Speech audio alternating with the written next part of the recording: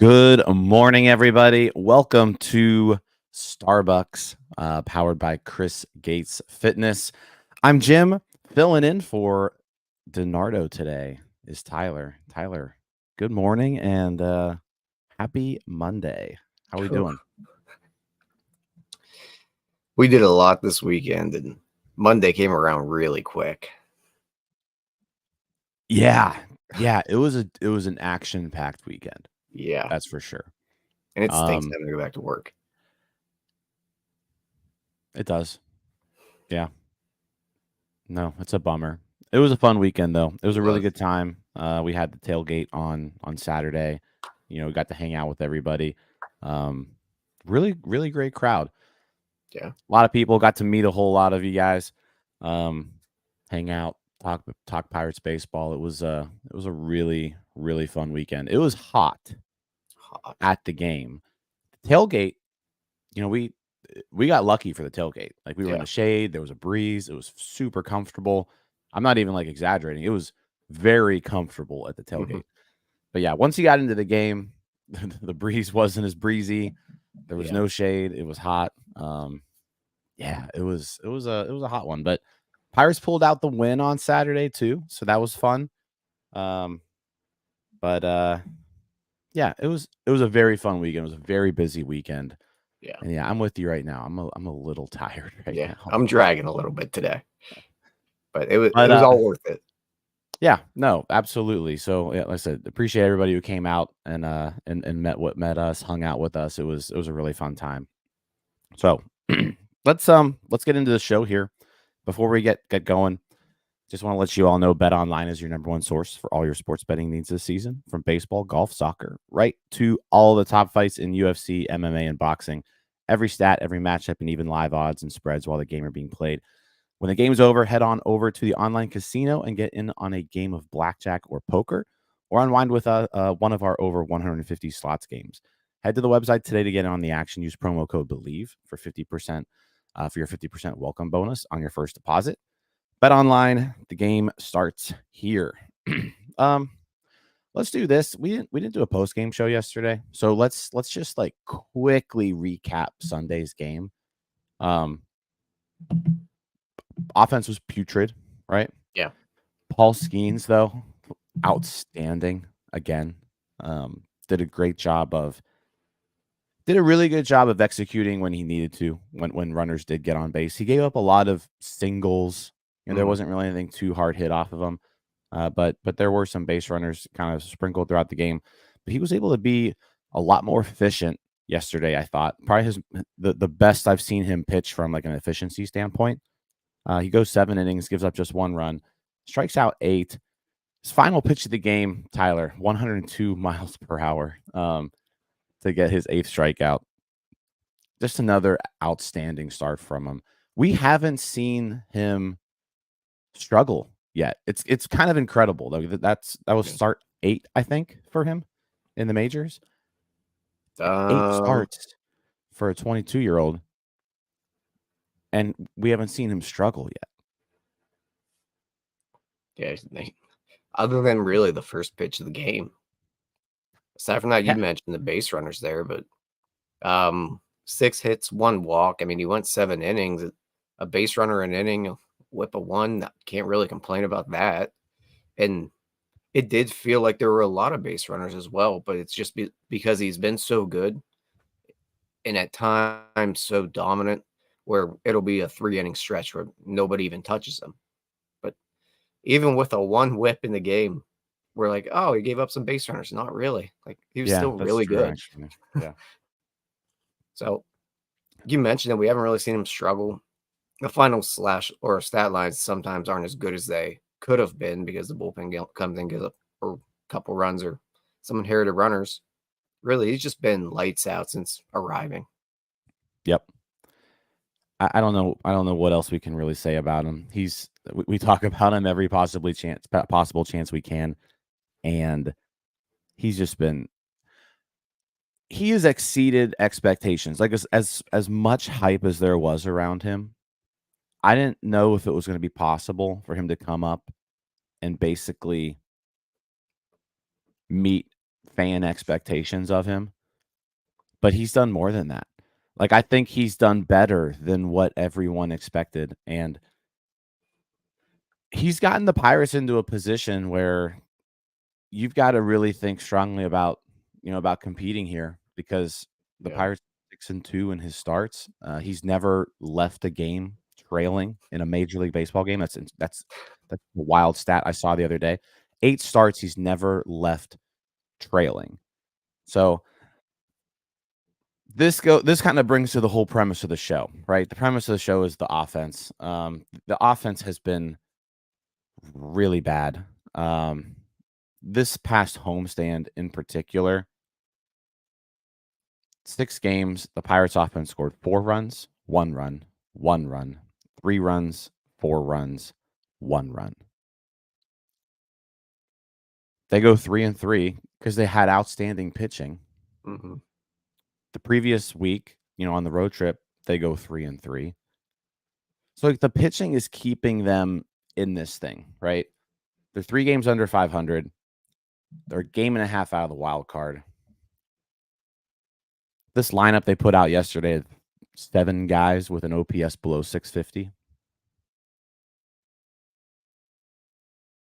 What do they got to do? Like, how do you fix this offense? Because at what point do you just stop saying, okay, well, these guys need to be better and say, it's time to go get other guys? Yeah, I think if the line is going to get better guys, I think we are very, very close to that line at this point. Because there's just too many guys not performing at this point. And a lot of them are your veteran type of players that you were counting on to at least be average, and they've just been so bad. I think we've already passed over the point where you can have a quick fix type of effort by maybe getting rid of an Andy Haynes, maybe switch, like getting rid of Rowdy Tellez when he's struggling, things like that. We're a little bit beyond those fixes. You almost need some larger changes. And that includes going out and getting better baseball players. Because there's no help coming. It's not internal. Yeah, and if you look at AAA and the people who are ready, right, quote unquote, like your reinforcements, there aren't any. There just aren't. Peguero was a guy that you maybe was counting on to do something this year, and he's not performing the way you'd want to see him perform in AAA. G1 Bay is on a rehab assignment, but it's not like G1 Bay is the answer to any of this team's problems.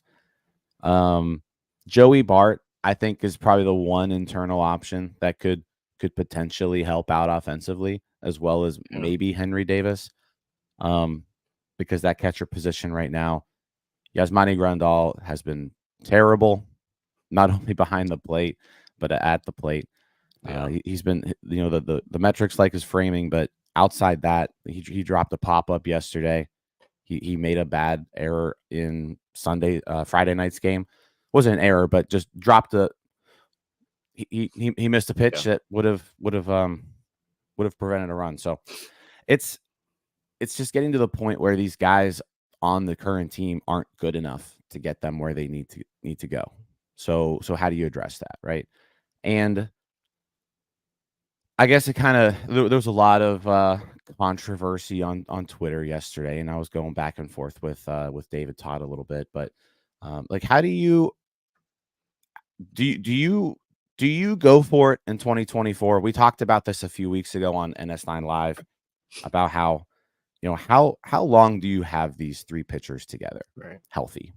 Paul Skeens, Jared Jones, Mitch Keller. How long are you going to have these three all pitching well, pitching healthy over the course of the next 6 years? Because once you start kind of getting down to the math, guys, Paul Skeens is probably going to finish in the top 2 in Rookie of the Year. At this rate, it's going to be a given. Yeah. So Paul Skeens is getting a full year of service time. Like, they're not getting that 7th year out of Paul Skeens. Jared Jones started the year on the team. He's not getting a 7th year. So these guys who you maybe would have thought you'd have until 2030, you're now only having until 2029. But then you are also start thinking, well, Paul Skeens is probably going to break arbitration records if he keeps this up, right? Yeah. We haven't even talked about that.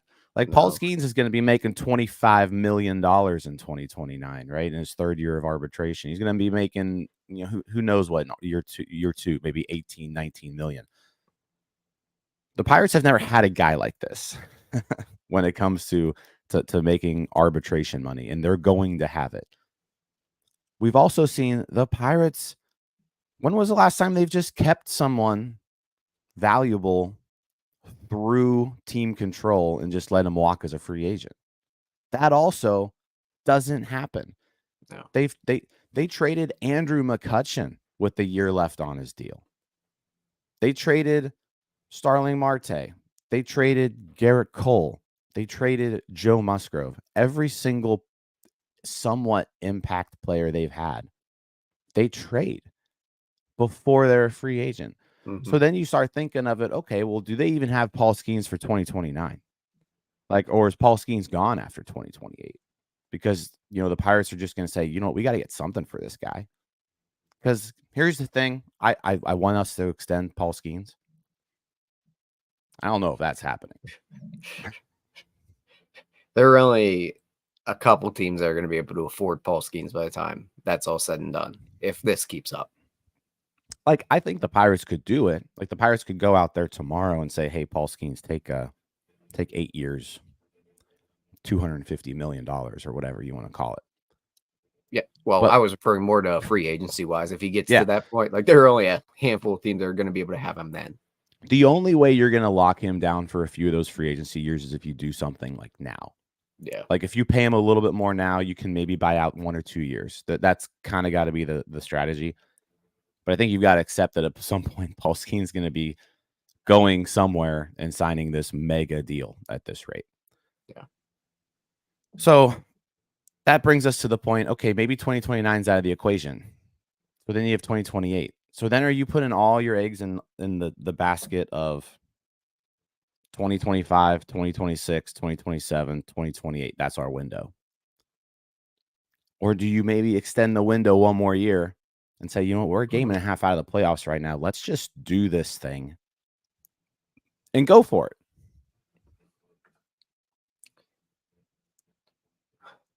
So I guess where it starts here is, you mentioned the Rookie of the Year conversation. I still don't know if he ends up in that conversation because I do feel like they're going to shut him down. And I think that's going to take care of that part of it. Now, if they don't, I don't think there's a question he's going to end up in that 1, 2, 3 ranking list, no matter what the way he's pitching. So if that does happen, you really only have, I'd say, this offseason really to give him an extension, because beyond that, it's going to be tough. Because then we're looking at Cy Youngs as well down the line here. And if I'm not mistaken, he would, the Pirates would basically lose that year of control if he were to win a Cy Young. Am I right on that one? So if he finishes top 2 in the Top 2. Rookie of the That's what Year, it is. he Top 2 gains Rookie of the the Year. year of control for this year. The Cy Young thing, that would have gone into effect if they had him up opening day. So you can throw I that didn't know stuff if out he the gained window. anything out of that. I couldn't remember. No. Okay. But yeah, I don't know if they really will have a shot outside of this offseason to do anything with him. You're just losing the year. He's a year closer to arbitration. He's going to be a Super 2 guy. That's more money in arbitration. Like, I just can't foresee. I don't see it happening in general here. And I think even looking at 2028 is a little bit scary because I think 2027 could also be a year they would look to move him. And it's all going to depend on the Pirates at that point and how they're playing. Because if it's a continued mediocrity, I don't know. It's probably 2026, 2027 he's gone. Yeah, I don't think they deal him that early. But we're talking about a small window here. Like we're talking if this year's out and 2029's out, you're talking about 4 years, right? You mentioned kind of the end of this year. The innings limit is going to be an interesting piece to this because that comes into play too.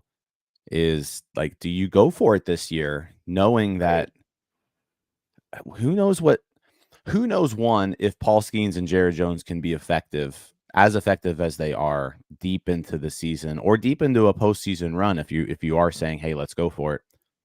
One, can they be effective? Two, can you do it without, making long-term damage to their arms, right? That's the other thing too. So that's kind of the other hiccup in this. I don't know. I'm on the lines of it all depends on kind of who we're talking about here. Like a lot, like Lou Roberts, the name that kind of everybody's kind of floating around. Like I think that's like the pie in the sky, right? Because not only would you have Robert for this year, but you would have Robert for next year and the year after and the year after, right? All right. So I think like a deal for Luis Robert would make sense. The issue that I think the Pirates have right now with something like that is I don't know if they have the guys to trade Luis Robert. Yeah. Like you're not dealing Jared Jones, right? So who else do you have? Termarr Johnson, Bubba Chandler, Thomas Harrington. Is that getting you Luis Robert? Because guess what? The Yankees could probably offer more than that. The Orioles could probably offer more than that. So it's like, how bad do you want Luis Robert? Because other teams are going to want him, and other teams have a better farm system than the Pirates right now. Yeah. And I think that's kind of what's a little bit frustrating. Like Murphy says here, I don't know. I said, I don't know if we have the talent to land the top guys right now. So do you go the route of, all right, the one thing the Pirates have accumulated is a lot of like depth in the organization. That it's not the top talent isn't that great, but I feel like they do have a lot of guys in that like number 5 through number 20 range on their prospect list that a lot of teams would find interesting and want to have in their organization. But it's, they're more their projects or their potential role players, but there's something there that you like about these guys. So I feel like that's their strength. And those types of guys can get you at least players who can upgrade the roster. So I think that's the boat I'm in right now because I really don't think we can land Luis Robert. Like, unless we trade Jared Jones, it's probably not happening. And guess what? We're not trading Jared Jones. No. You know? Because then you think, okay, like, what's the best possible offer we could put together for Luis Robert? It's Bubba Chandler, Termarr Johnson, and probably Braxton Ashcraft, right? Something along those lines. And again, like you look at other teams who are in need of this type of player, Orioles, Yankees, they have stuff better than that to offer, So I think going after more of either rentals or maybe guys who have 1 year of control left on their contract, but they're still clear upgrades to this team. I think that's probably the way that you go right now. I don't think you stop talking about Luis Robert. If the White Sox want to lower their offer and if no other teams want to pay for it, then you know what? I'm comfortable giving up my top guys for someone like that. Absolutely. But I think the way to go here is you do have to act as fast as possible. It's going to be tough, obviously, because there's not a lot of sellers at this point, especially in the National League. But they need to do something because I was looking at stats yesterday, and I just want to read off some offensive statistics for you.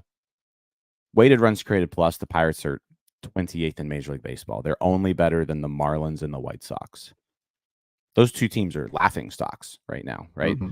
So you're better than the laughing stocks. WAR, offensive WAR. So like total position player WAR, 28th behind the Marlins, above only the Marlins and the White Sox. Batting average, 26th. On base percentage, 27th. Slugging percentage, 28th. This offense sucks. Mm-hmm. Like they're one of the worst in baseball. And you can't just continue to trot these guys out, because then you're doing a disservice to this pitching staff who's just pitching their ass off, giving you a chance to win every night. They have to be perfect to win. Like this team has to, the pitching has to be perfect right now. And you need some bats to help these guys out, because they're really good. And Yeah. like Paul Skeens doesn't deserve to be going 7 innings, 1 run, and the Pirates not win. And Like at the end of the day, let's do something. you're wasting the bullets you have with Paul Skeens. At the end of the day, that's what you're doing. He goes out and shoves, and you still can't win baseball games because you're just not good enough. And you're wasting the finite amount of starts that you're going to get with Paul Skeens over his career. And I think they have a delicate situation here with going out to try to find the bats, because you would like to add a Luis Robert. You talked about the reasons it might be difficult. So then do you shift more to that rental situation where you get a guy in for 1 year that obviously doesn't have the upside of him, and also probably wouldn't be here next year? Then you're in this cycle of the same thing. So do you switch to a middle ground, a guy that's controllable, not as good as Luis Robert, but maybe just like a 720 OPS guy? Do you want to be locked into that? Sure, it improves you right now, but over the course of this window, you don't want to be locked in with that type of player either. You need an impact bat. So it's a delicate situation. I think you go after Reynolds right now. And if something more long-term opens up with a younger player that maybe is underperforming, that's inexpensive, sure. But you don't want to be locked in with more of a average type of corner outfield bat right now. And then you're stuck with them for a year or two. Yeah. It's tough out there. Like I don't know if I'm looking out, like this is just purely speculating and kind of like looking like what's out there. I think it's hard to look at the National League right now and be like, you know what, I want any of these guys. The Rockies are a little bit interesting, their catching situation. Like I almost would be fine with like an Elias Diaz reunion, you know, Yeah. something to that effect. Like I think that would be a good move for this team to make. But you looking over to the American League, just kind of spitballing here. The Blue Jays seem like a team that they don't really have much of a chance anymore. So then you start looking at, you know, some of these guys. You know, one of Bucko Mike's favorites here is Spencer Horwitz, right? And you know, maybe that's somebody. He doesn't have very much service time. He's been playing really well whenever he gets into the games, but again, like he's very cheap. So I don't know if the Blue Jays are moving him just yet. Vladimir Guerrero Jr. is someone who could very well be on the block. He's got 1 more year left on his contract.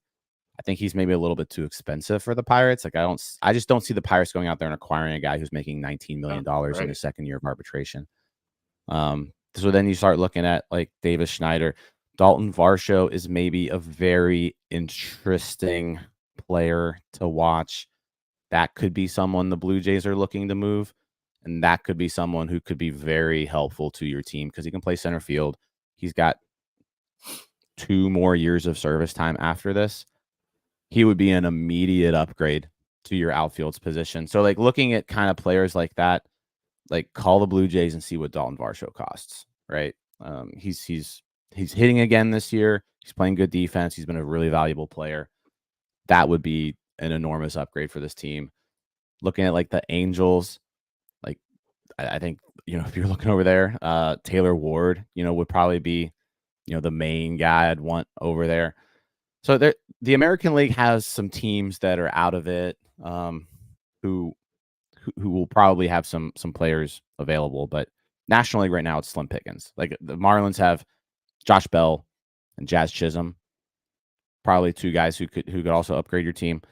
Jacob Stallings. But it's just tough right now because there aren't a lot of sellers. And if you don't do something soon, this offense is going to put you in a hole. They just keep treading water. You can only tread water for so long because some other team is going to separate themselves at some point. You've got 9 teams competing for these last two playoff spots. Somebody's going to separate themselves. Like you just saw the Mets reel off a ton of wins, right? All it takes is for the St. Louis Cardinals to go out there and win 9 of 11, and next thing you know, the Cardinals have basically secured a playoff spot, right? So that's where I'm at. I think you've got to start looking now for these bats. Look for upgrades. I don't know about the high talent impact guys because I don't think you have the players to move for them. But I think they can go out there and get guys who can upgrade this team.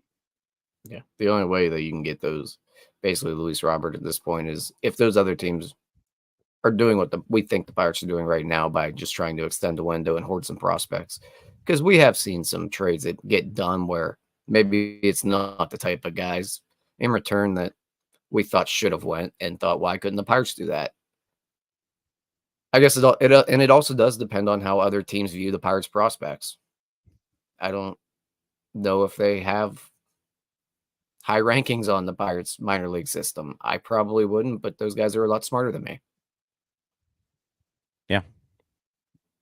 I think those that middle tier talent of the Pirates, like I think there's a lot of teams who would want those guys. You know, like you can definitely get some deals done.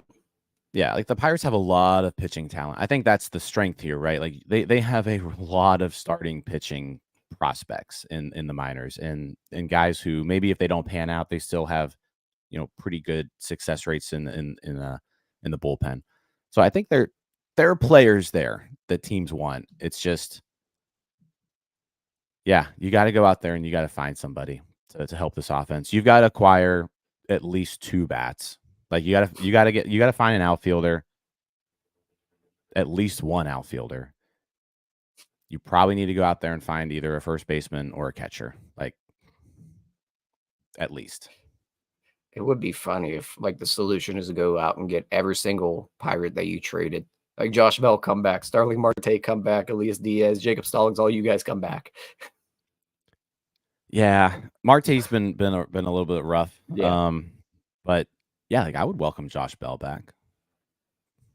Me too. I don't know. I'd take catcher Diaz though. and Stallings both, to be honest. Yeah, catcher's the one position I'm willing to kind of wait on because like Joey Bart's about to be healthy, Henry Davis is about to be healthy, and I think those two alone can at least make the catching position at least an average offensive, catching in the majors. Especially if Bart kind of continues doing what he's doing, but who knows? So, all right. Yeah, but it sounds like we're kind of on game. this. Yeah, I think it's just one of those things. Like you guys just got to play you've got to play the field.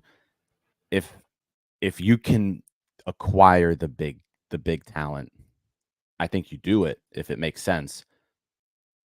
But if not, you still got to go out there and you got to find ways to improve this team. So right. Before we get to Murphy here, let's talk about the Reds just for a little bit. Red series coming up. We just saw them last week. Took 2 out of 3 at home against the Reds. We see a lot of the same guys. We're seeing Carson Spires again tonight. We're seeing Hunter Green again tomorrow. Bailey Falter, Mitch Keller, and Wednesday, I would imagine. I'm not sure what they're going to do on Wednesday. I don't know if they'll go bullpen game again because that's too quick of a turnaround, I think, for Martin Perez. So let's see what they do on Wednesday. But right now, that's lining up to be a bullpen game, or at least a Luis Majinski Ortiz type situation. But yeah, this Red series in Cincinnati. Yeah, that's probably a bullpen day. Yeah. But the Reds are 36-41. Pirates are 37-40. So the Pirates are 1 game ahead of the Reds right now. These games again, when we talk about playing these teams that you're competing against for the wild card, they mean a lot. Even in June, Right. on June 24th, these games still mean quite a bit because we saw what winning 2 out of 3 against the Reds did earlier in the week. It put them at the bottom of the list, right? So if you go down there and you can beat them 2 out of 3 times, you're just knocking them down even further. If they come in and they beat you out of two out of 3 times, then they're tied with you, right? So these are big games right now. What did you take from the last week's Red series? What are you looking at this series? I said not a lot of differences here. I don't think there's really been any roster moves that have been made. The Reds did call up Livan Soto. They DFA'd a backup catcher, but other than that, they're basically the same team that we just saw. Yeah, and the Pirates don't have their top arms going. You do have Mitch Keller going, so you hope that should eliminate the sweep possibilities, but with the bats, you never know. And you mentioned that these games are huge. This is why it was so important to try to get 2 out of 3 against the Rays there. When you have Jones and Skeens both going, you want to get 2 out of 3 there, and then get one at least with Keller going the next series, and then whatever you can get out of the other 2 games, you take. Keller has to be good because they really need a good outing from their pitching. And then after that, you hope you can just steal one because you really got to be able to get 2 out of 3 in these divisionals. Yeah, you've got to win these games against your division. You've got to win these games against those teams that are just kind of lumped in with you for those last 2 wild card spots. I said the Reds are playing for a lot right now. If you can beat them down, that helps. You've got to figure out ways to separate yourselves from this pack. And I said everyone is within 4 games. Cardinals, Padres, Nationals, Diamondbacks, Mets, Pirates, Cubs, Reds, Giants. All within 4 games of each other. All within 3 games of a playoff spot. So when you play that group of teams, you got to win the series. And if you don't, you are decreasing your playoff odds. So yeah, big series coming up against Cincinnati. Hopefully the Rosati curse doesn't carry over. I feel like I'll be at the game tonight and Tuesday. Good but hey, Lord. we won a game this week with me in attendance, so we did. Hey, yeah, we can't blame it all on me. Well, one of them. Yeah, right. All right. Yeah, the Rosati curse is real, man. Yeah, I will say this. So the Rosati curse, I think people are a little confused on it because home games when I'm at PNC Park, the Pirates have a well above 500 record. Like it's above 500 when I'm there. Road games though, Tyler, that's when it's a little tough. That's when it's tough. I think the Pirates are they're winning at like a 30% clip on the road when I'm in attendance. So yeah. I mean, to be fair, that is like what they went on the road and over the that's last the 5 thing, years. right? Like I'm a Pirates fan. I'm going to road games. Like, what do you expect? This team's been terrible, right, for a really long time. But no, I think that the game I'm most interested in though here is Tuesday. Hunter Green versus Mitch Keller is how it lines up. Hunter Green has been really, really good against the Pirates throughout his career, but the Pirates are 5-0 in games against Hunter Green. They've won a no-hitter against him. They've won games where he's pitched like a 1-hit shutout, 8 innings. Like it's kind of crazy the way that these Pirates games against Hunter Green have gone his first couple years in the majors, because I want to say his ERA in his 5 starts against the Pirates is like 1.44. I think that's the number. It's crazy. And he hasn't won a game. Like the Reds have never won a Hunter Green start against the Pirates. So let's see if they can continue that. They, like I said, pitching matchup, Keller, matches up against Green, and the Reds are a team that Keller has historically kind of struggled against, especially early on in his career, but obviously had a really, really good outing last time out. Yeah, that's the one I'm most looking forward to is Tuesday, because Hunter Green is pitching kind of like the guy everyone thought he could be, right? He's fine. It looks like he's kind of reached that potential. And Mitch Keller's at the top of his game too. Like Mitch Keller's He is pitching like a National League All-Star. Yeah. I think this is probably the longest stretch of really good pitching from Mitch Keller we've ever seen. And he was really good at the beginning of last year, but he's put together a lot of good starts in a row. I mean, it's been a while now since he's been bad this year. Yeah, he's been outstanding. I think how many games in a row now is it with 5 innings or more? It's like 40 something. Like, yeah, the dude just doesn't put up a clunker. No. It's pretty impressive just how consistent he is. I know some people were thinking that contract was bad, but like, hell no. Like, give me this dude on my team as long as possible. Right, because he's been really, really good. Yeah. So what do you think? What do you think here, Tyler? How many wins this series against the Reds? I have a bad feeling they're only getting one. And weirdly enough, it'll probably be that bullpen game. The one that we're going to complain about. Because Falter, he's been efficient, right? But I still think it's a very scary efficiency because there's a lot of hard contact against him. It just finds people's gloves. We're starting to see the other shoe drop with him. I'm afraid it does happen here in Great American Small. It is away, right? I'm not crazy here. Yeah, you're in Cincinnati. Yep. Again, long weekend. I'm a little bit scatterbrained right now, but I'm a little bit concerned about Falter in that ballpark. Okay. All right. Nola brings Hunter up a Green good can't point here. continue to lose games where he's that good. So I hope Nola brings up a good point. Hopefully, we're not jinxing Keller with all this talk. So this could come back to bite us. He's been average. DiNardo's probably going to have this clip ready to go.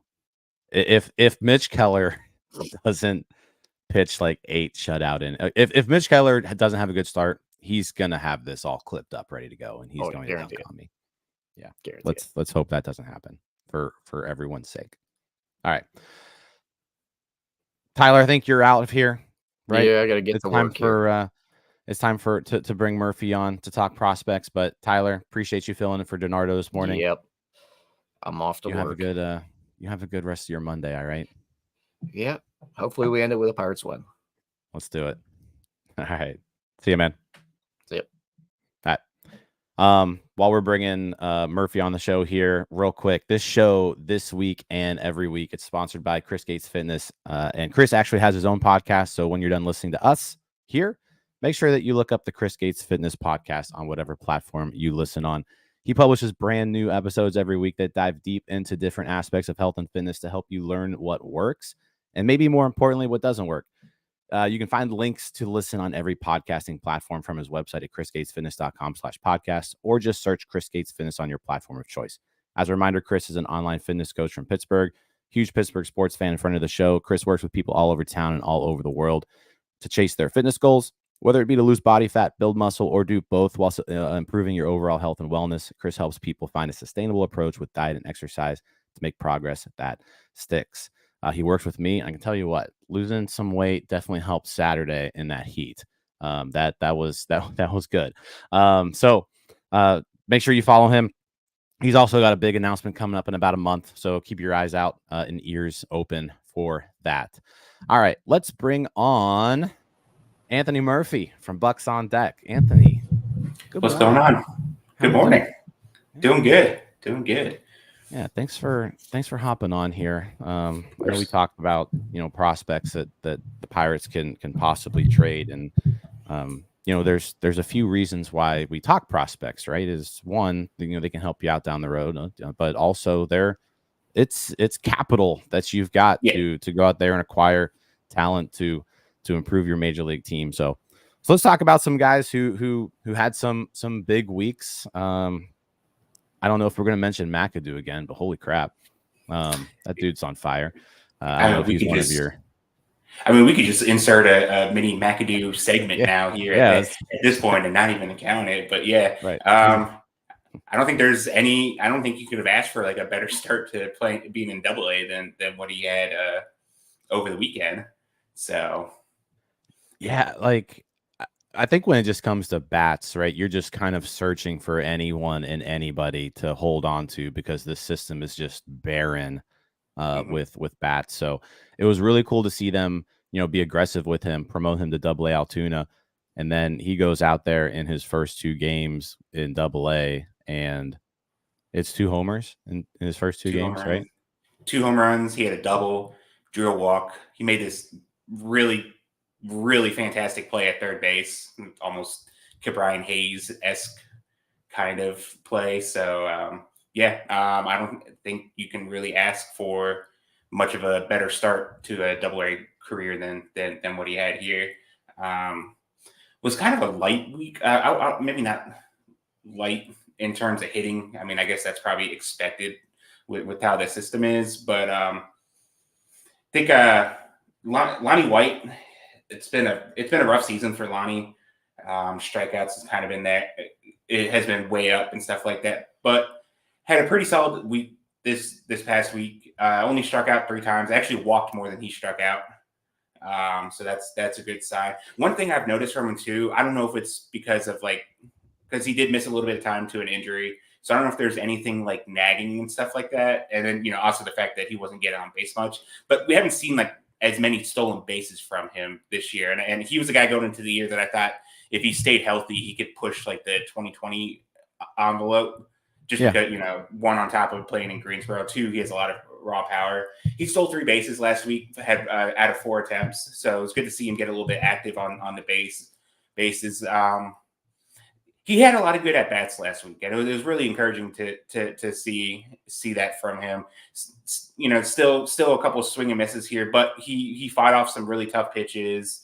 He laid off a couple. It was just a lot of little encouraging stuff that you kind of want to see. That maybe he's starting to see the ball a lot better and can start turning things around at this point. Yeah, I'll say this with he's had some injuries this year. He's only played 50 games. Mm-hmm. The encouraging thing is the power, I feel like has kind of started clicking for him a bit. Mm-hmm. And it did last year too in his limited playing time, but 10 homers in 50 games, that's a pretty good clip. Now it is Greensboro, so you don't really know like how many of those you really want to, but if you're playing in Greensboro, you need to be hitting homers, and he's doing that. So yeah, that's good to see. And yeah, you mentioned the speed, 3 stolen bases last week. He's stolen 8 of 9 attempts so far on the year. So, I mean, he's kind of, if you kind of take that over a full season, that is a 2020 guy, really at this rate. So yeah, it's good to see him get going. Because again, you're looking for any sort of bat that you can cling to. Yeah, some multi-hit games last week. Yeah, good stuff. And it looks like it kind of started last Sunday too. He had a 3-hit game on Sunday, and it kind of just carried over into the full week. Yeah, and we're like Nolan and I were talking about it too. It's like we're kind of looking and it's kind of gotten to the point there. It's like we still feel like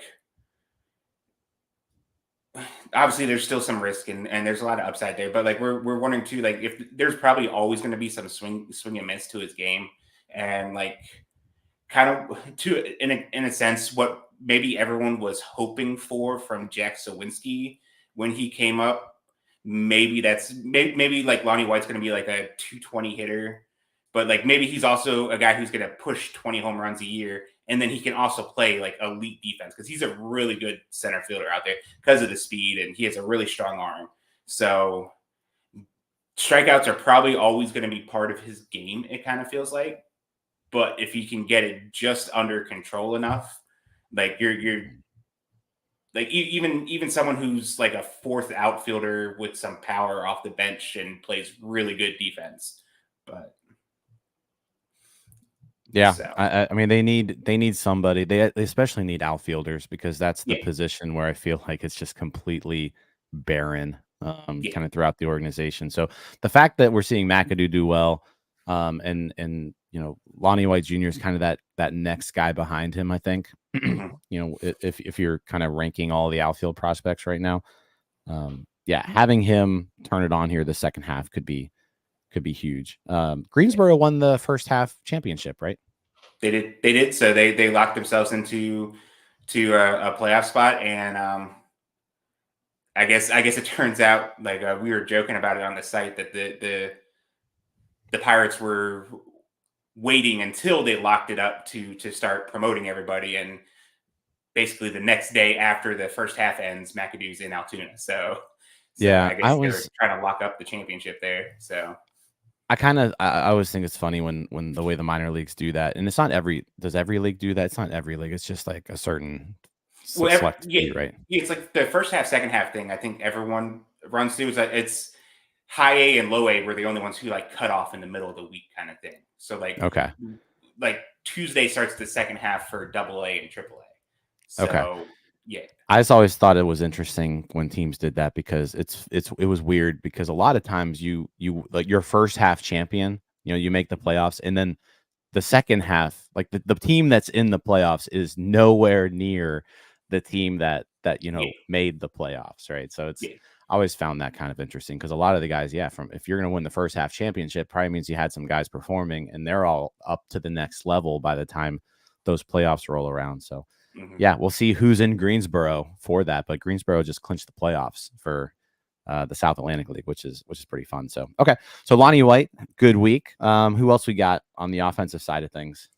So it wasn't too much. I will throw out like Tamar did hit 2 home runs last week, but he did like strike out 8 times. So that was still working on some things with it there. But Kiner Delgado had another good week down in Bradenton. Couple walks. He had a double, batted over 300, on base right at 400 for the week. He's been a really interesting guy. I was there his first week in the system, and he hit a lot of balls hard, and then it kind of stopped hitting the balls hard. But we actually got to see like the speed, and that was kind of like the main asset. One of the main reasons why the Pirates like targeted him, and like you see, he's not a very tall guy. He's not a big guy. He's like 5'7", and you don't expect that kind of power. And then you see him playing shortstop and you kind of assume that, okay, well, he's probably just destined for second base, because he's not a big guy. But he had like, there's a lot of things to where like when you walk into it and you kind of assume with the profile and then some of the stuff we've heard too, it's kind of been surprising because he has a lot better of an arm than you kind of figured. He's shown pretty good range. He's played fairly well at shortstop. Like I think I mentioned it last week. I still don't think long term that he's still probably a second baseman, but I think he can push the envelope a lot further than maybe a lot of people originally expected, which adds a little extra value to him down the road if he can just swing over at shortstop here and there and stuff like that. But losing JT Brubaker, especially like, you never know about pitching and stuff like that. And I still think that he could be like a very solid back end piece. But if you're going to give up Brubaker, like this seems like a really, really good get in the system, especially one that's really struggling for hitting right now. Yeah, I remember when we traded Brubaker, I was assuming that the talent coming back was going to be someone pretty legitimate. Like, you don't just trade Brubaker for nobody. Like, he's a valuable major league pitcher, right? When healthy. So it sounds like the Pirates got someone pretty interesting, and Fangraphs released their Pirates prospect rankings last week, finally here in June. But I think they had Kiner higher than any other outlet out there. They put him 10th on the Pirates prospect rankings, which was a little surprising to me. But you look at him right now; he's doing everything you want to see from him. He's young. He's got the hit tool. He's got the speed. You mentioned the fielding, switch hitter. I said the profile is a little. It's not normal, right? 5'7", 145 is what he's listed at right now. You don't see too many major leaguers with that type of a profile, but it does happen. Like there are guys on occasion who can come up and do things at that size. So yeah, someone definitely to follow. And yeah, the speed power combo. I feel like he's 38 games already in Bradenton. I feel like we just got him the other day. Yeah. So Yeah. He's getting a little bit of a sample size under his belt now. Yeah. And I think the biggest thing with him too is like there was some struggle with like seeing like the more advanced off speed and like some breaking pitches and stuff like that. And he's starting to show an adjustment with that as of late too. So there's not as much swing and miss going on and stuff like that. So he's doing a good job of identifying it better and adjusting to it, which is always like the first big step whenever you get to like full season ball at this point. Cool. Yeah. No, I mean, great stuff out of him so far. I would imagine he probably gets the full year in Bradenton. Probably, would be my guess, especially at his age. So, okay.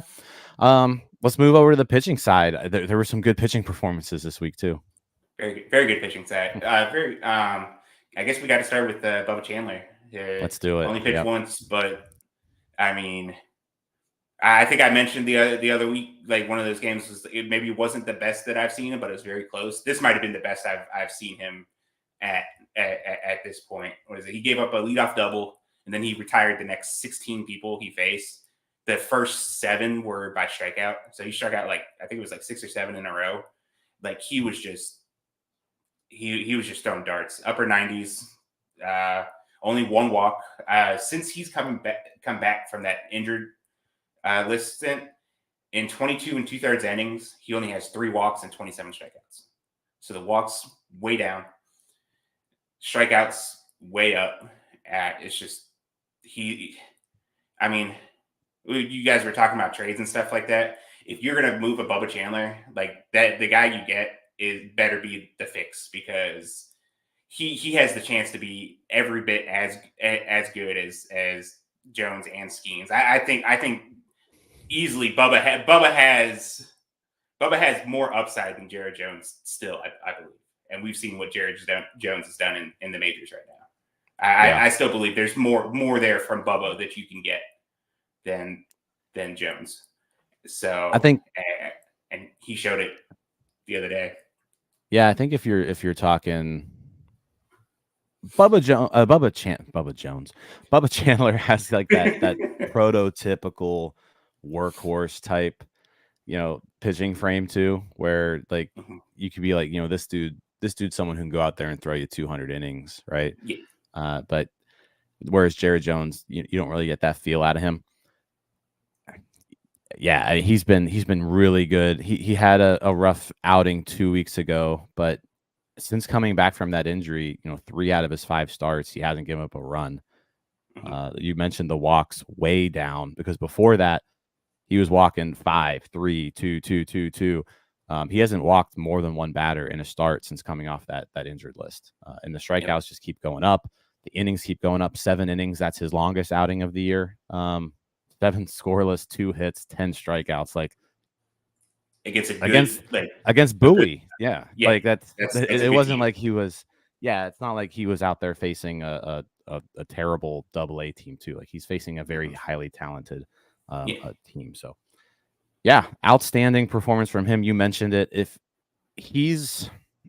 I don't think anybody in this organization is untouchable. Like if Bubba Chandler, if the talent coming back is right, then I'm comfortable dealing Bubba Chandler. I really like Bubba Chandler. So again, it would have to be like you mentioned, like the guy coming back would have to be like, okay, this guy is an impactful player. And I can really only think of like one guy that I would probably include that's available. There's not many people that's going to be available that I feel like, okay, I'm gonna offer up Bubba Chandler here. I don't think there's that many guys out there right now that's going to be available. Yeah, like I think Luis Roberts probably the list. Like that could be the list. I'm just like I was looking at his thing. Like I try not to do. I'm the prospect guy, so I'm just going to stick to my little corner. But he's coming back from being injured this year, so maybe the struggles are a little bit there he's getting. But then also too, like there's injury history there too with it. There is. And it kind of feels like he's one of those boomer bust kind of profiles too. Like he's like if he comes over here and they don't stick on the right adjustments and stuff like that, that strikeout rate just balloons and it just stays that way. So, yeah. There you go. Comment here from Steel City DW. I will henceforth refer to him by his full name, His Royal Highness Roy Ruben Bubba Chandler. Yeah. All right. No, you're right. I like Luis Robert. There's definitely like the injury issue is his main flaw there. So you've got to kind of deal with that. But yeah, when he's on the field, he's an impactful bat, right? Yeah.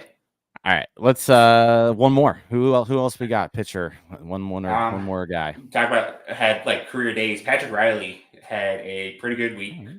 He pitched twice. The first game, I believe he threw 6 innings and struck out 10 as well in his first game during the week. Gave up a couple home runs. Gave up the game on Sunday. He gave up like it was a very Greensboro-esque home run. It sounded like it looked like it got launched super high in the air, and most ballparks it probably is just a fly out, and then it ends up over the fence, and that's how he gave up like 2 of the 3 runs. But 15 strikeouts and 9 2/3 last week. Only 3 walks. So that's the big thing with him. He's kind of struggled with the walks here and there. That was his big thing at Vanderbilt. That's why he never kind of established himself as like a full-time starter there. He's kind of more like a swing man there. Yeah. But has 79 strikeouts and 16 1/3 innings this year. The fastball doesn't get as up there as like Chandler and Jones and all that stuff. It still feels like there's more in the tank there because he's learning how to start right now. So like maybe he's kind of extending himself out. But like the Fangraphs report said he was like 92 to 95, like topping 97 though with it. So and then but like the whiff rate is at like 35%, which is insane for a fastball. So he's getting plenty of swing and miss with it. There's plenty of life on it.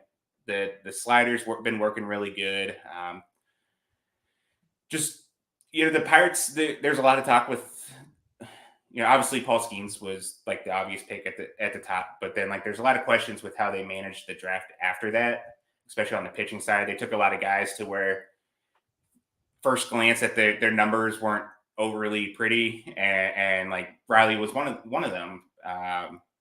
But they saw the stuff. They thought they could do some if they tinkered with some of the mechanics and stuff like that. And like from the guys I've talked to in this, like some of the players and stuff like that, you can sense a trend with the Pirates. Like they want guys who can throw fastballs in the zone, up in the zone, that have the movement when it gets up in the zone, and just to help tunnel all the other pitches like at the bottom of the zone. And like Riley probably. You could see why he's like the exact player that you expect the Pirates to go after. And I mean, he's probably been one of the better starting pitchers in the system right now this year. I feel like the numbers don't like translate to that exactly, but like he's also playing in Greensboro as well. And he's given up quite a few like Greensboro style home runs. So he'll be a guy that like if you're pumping out like mid to upper 90s with your fastball that has plus life to it, you'll have success pretty much at every level that you go to. So he's someone that I don't know like overall pitching wise if he's ready for Double-A, but I would like to see how much the home runs come down if pitching somewhere like that. So you mentioned last year's draft and it was. They got a lot of guys who, at first glance, you're like, why are we drafting all these relievers? And Riley, you mentioned, I mean, he went to Vanderbilt, struggled to kind of stay in that rotation. Like he made some starts, but he was used out of the bullpen quite a bit. Pirates, obviously making him a starter. He really caught my eye in that prospects game in spring training. Like you could tell, I was like, okay, there's something here. Like this stuff's pretty good. Because I think he came in like right after Ashcraft or Chan. Like he came in kind of right after like someone who like you really wanted to see. And it was like, like there's not really a drop off here with Patrick Riley. Like he looks pretty good. So it's good to see him having a good year in Greensboro, which like you mentioned, like the home runs have been an issue for him. But outside that, like he's been really good. The walks obviously being the main concern. So I think that's where, okay, if you can't find that command at some point, I think like Patrick Riley's to me looks like a guy where like if he can become a starter, cool. But like he's looking like an arm who can help you at the major league level in some sort of capacity. Yeah. I still think he's probably a reliever. Like I'm not ready to like shift over to him being a starter yet. I do like that they are trying him as a starter. I don't think there's any harm in that. He did hit like I don't know whether like the radar gun in Bradenton like rounded up for it, but I do believe it showed up as triple digits a couple times for him last year. So there's the velocity can definitely get up there if they do make the shift back to the bullpen, and then like you're already looking at the plus. So like he's potentially like an elite back of the bullpen type of arm in like a worst case scenario. So best case, like you're looking at like a back of the rotation starter that can rack up strikeouts kind of thing. So maybe maybe he's always susceptible to the home run ball kind of thing, no matter where he goes. And that could just be the, throwing upper 90s and up in the zone. Sometimes one's just going to get caught and shoved out of the ballpark kind of thing. But still someone who's going to strike, no matter where he's at, he's probably going to strike out a lot of hitters. And cool. Can't argue with that. Yeah, no, good stuff. Good stuff as always. Murphy, thanks for hopping on here. I'm gonna put you on the spot. The whole premise of this show was, how do you fix the Pirates offense? So my question to you, who's the best Pirates prospect who ends up being in another organization come July 31st? Who's going to be? So I was just thinking about this listening to the show, and probably, who probably the best trade chip right now is, if you guys feel very comfortable with the rotation right now, because like the obvious trade partner is probably like if you think about like we have really good pitching prospects, and then you're looking for someone who has some really good hitting prospects. The obvious answer is obviously the Baltimore Orioles. They have a ton of hitting prospects, not much on the pitching side. The only thing that I see with that is they're trying to win now. They won 100 games last year. They want to win now. Even trying to get someone for Bubba Chandler doesn't really do anything for them right now. So if they're going to move like a Kobe Mayo or any of those guys, they're going to want someone who can help their rotation now. Yep. And if you're looking at that kind of stuff, I kind of feel like maybe someone like Braxton Ashcraft is a guy that gives you a nice mix of, hey, he could probably help us now. And then also he can still probably be a pretty solid guy down the road. Yeah. I think like you guys were talking about like who's going to start on Wednesday. I mean, that pretty much lines up when Ashcraft's next start should be. So I don't know if you want to throw him out there in Cincinnati for his first ever start, but I'd be all for it. I'd be all for it. I don't Reds think lineup sucks, by the way. I don't think there's zero reason that he should pitch another game for the Indianapolis Indians right now. Once they start getting healthy back, like I feel like you could probably throw Martin Perez or even Marco Gonzalez, toss one of them in the bullpen. Yeah. When they're all healthy. Throw Ashcraft there. Have Ashcraft come up as like a sixth starter every now and again to try, because like I said, Jared Jones is already at 86 innings this year. Don't know how much further, like you can, instead of doing a bullpen game to extend him out, you could bring Ashcraft up to be spot start, send him back down. Yep. But maybe if the right trade is there, I mean, Ashcraft kind of seems like a pretty intriguing piece for another team that gives you a nice blend of, because like even the White Sox, if you're gonna you're gonna need some guys to fill out innings, and he can fill out some innings towards the end of the year, and then he can be someone that can be part of your future rotation as well. That's true. I could see him being very attractive to a team who is rebuilding. Like someone who, hey, he's someone we can slot into a rotation right now, but then he can also be a starting pitcher for us for the next 6 years. So yeah, that's an interesting trade piece. I like Braxton Ashcraft a lot, but if you do feel really comfortable about your 1, 2, 3, it's pretty easy to go out there and fill out a back end of a rotation, at any given time. Obviously the more homegrown talent you have, the better, because you can spend that money elsewhere. But yeah, he's certainly someone who other teams would covet. That's for sure. And He's also a Neil Huntington guy. So like, does Ben Cherington maybe not have as much like allegiance to him because he wasn't, he's not a Cherington guy. So Yeah. it's all, I think that's sometimes in play too. Okay, cool. Well, hey, appreciate you coming on here. We're gonna hop off, but thanks for everybody for listening. Thank you all for watching. Thanks for waking up this morning and making the chat lively. We'll have our post game show tomorrow, and yeah, like the video, subscribe to the page, all that good stuff. But yeah, outside that, Murphy, you can find him on Twitter _ Murphy 88. Is that right? Yep. _ Murphy 88. And then also the Bucs On Deck Substack. If you love prospect talk, make sure you're subscribed to that. They really cover the entire organization top to bottom, do it extremely well. So make sure that you check that out. And Murphy has a podcast with Nola, comes out on Tuesdays, where it's just prospect talk. It's really good and goes into a lot of detail on the system. So yeah, check all that out. I appreciate it. All right. Well, guys, thanks for watching. We'll talk to you later. Hey, you all. Thank you for watching. I know we try to provide the most entertaining content that we can, and we'd love to spread it to as many people as possible. So I know it doesn't seem like a lot, but if you could take the 5 seconds to like this video and subscribe to the page, it helps out so much more than you know. Thank you, and let's go Bucs.